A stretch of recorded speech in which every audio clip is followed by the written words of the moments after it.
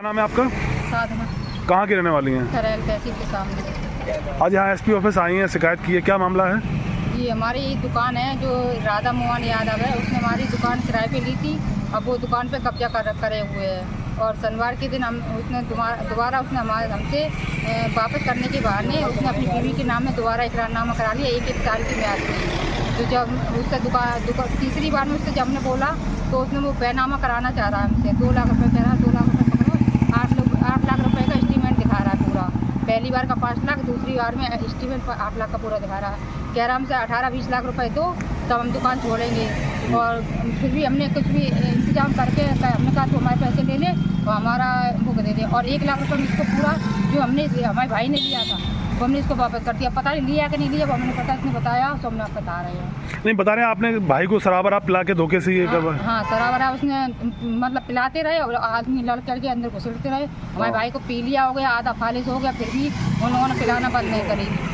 और हमारा भाई ख़त्म होने के बाद में डेड बॉडी रखी थी तो 20,000 रुपये मेरे हाथ में दिए थे। जब भाई ख़त्म हो गया उसके बाद में हमारे पास में आए कि हमें दुकान अपनी रखो या फिर हमें ज़मीन हमारे कब्जे में करो।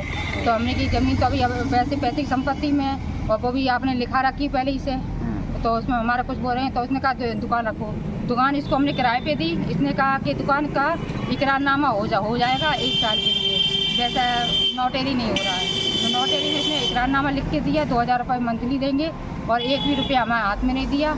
जब हमारे पास पैसा हो गया किसी से हमने मांग के 1 लाख रुपये इसका वापस कर दिया। इसने कहा ठीक है हम दुकान वापस कर रहे हैं। दुकान वापस न करने की जगह इसने अपनी बीवी के नाम में दोबारा इकरारनामा करा दिया।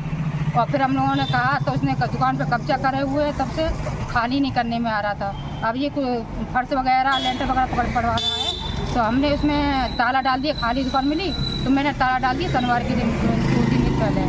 ताला डालने के बाद में इसने कल 50 लोगों को लेके आया और इसने ताला तोड़ दिया और हम लोगों को मारने की धमकी दे रहा। मेरे थप्पड़ मारे, ये चोट वोट सब ये लग गई मेरे और खूब मार मुर के बोला कि हम तेरी माँ को छोड़ के और सबको उठवा लेंगे और पैसे ऐसे पड़वाएंगे। अच्छा, आपने कहीं थाने वगैरह में अधिकारियों से शिकायत की?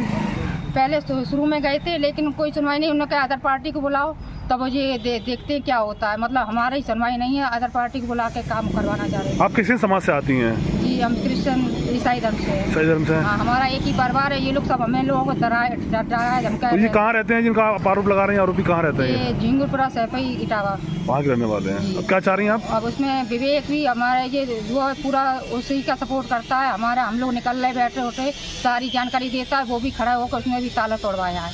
ठीक है। हाँ।